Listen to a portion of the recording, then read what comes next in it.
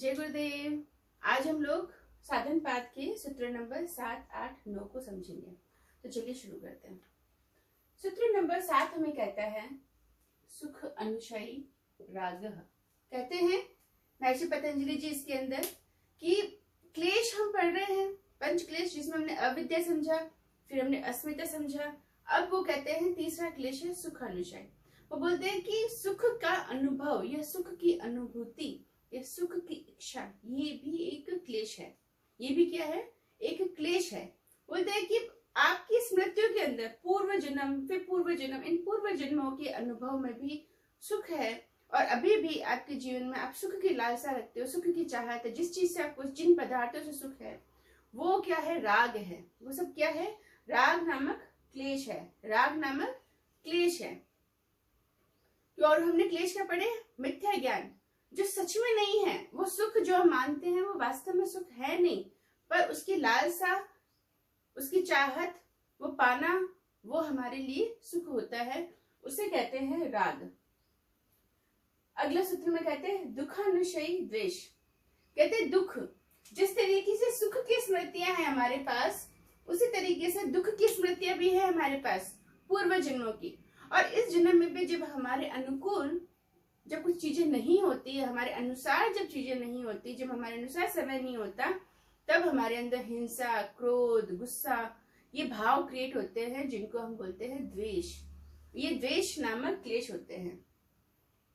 तीसरा बोलते हैं स्वरसवाही विदुषो अपि तथा रूढ़ो अभिनिवेश है। स्वरसवाही, उसके अंदर ये कहते हैं कि हर व्यक्ति ये कामना रखता है।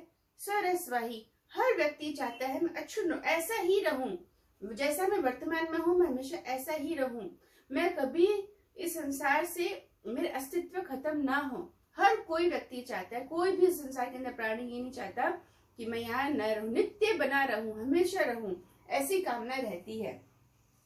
विदुषो अपि, विद्वान के अंदर भी, अपि मतलब भी, तथा रूढ़ो, मृत्यु अभिनिवेश, मृत्यु का डर, तथा रूढ़ो मतलब सामान्य लोगों के अंदर जिस तरह से भाव होता है, वैसा ही भाव विदुषो अपि, विद्वानों के अंदर भी होता है।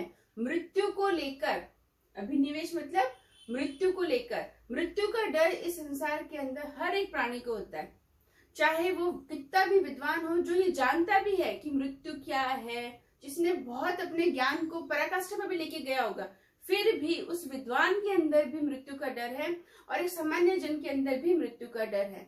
क्यों? क्योंकि हर एक व्यक्ति स्वरसवाही ये चाहता है कि मैं हमेशा बना रहूं, लेकिन वो ऐसा नहीं होता, और कहीं ना कहीं मृत्यु का अनुभव है उनके पास, क्योंकि पिछले जन्म में कहीं मृत्यु का अनुभव था, और इस वजह से जिस चीज का हमारी स्मृति में अनुभव रहता है, उससे कहीं हमें आगे से आगे और अनुभव मिलता है, और हमें उसके बारे में ज्ञान रहता है। जैसे सुख हमें पता है क्या होता है, दुख हमें पता है, उसी तरीके से मृत्यु का भी हमें कहीं ना कहीं अनुभव रहा है, इसीलिए मृत्यु के प्रति भी हमें डर रहता है, भय रहता है।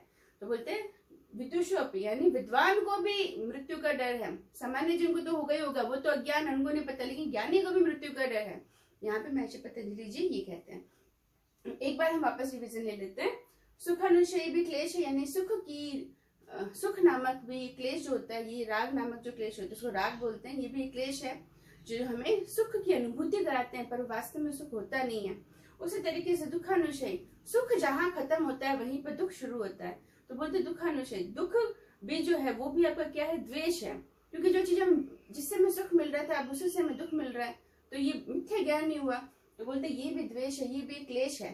तो बोलते स्वरसवाही विदुषोपि, तो बोलते विद्वान को भी मृत्यु का डर है। सामान्य जन को तो मृत्यु का डर है ही है, विद्वान को भी मृत्यु का डर। इस संसार के अंदर हर एक प्राणी जिसने जन्म लिया है, उसको मृत्यु का डर होता ही होता है। ये भी एक क्लेश है। तो ऐसे करके हमने आज 5 क्लेश पढ़ लिए। 3 क्लेश आज पढ़े, उससे पहले वाले में हमने 2 क्लेश पढ़े।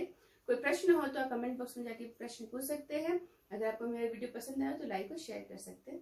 धन्यवाद। ओम शांति।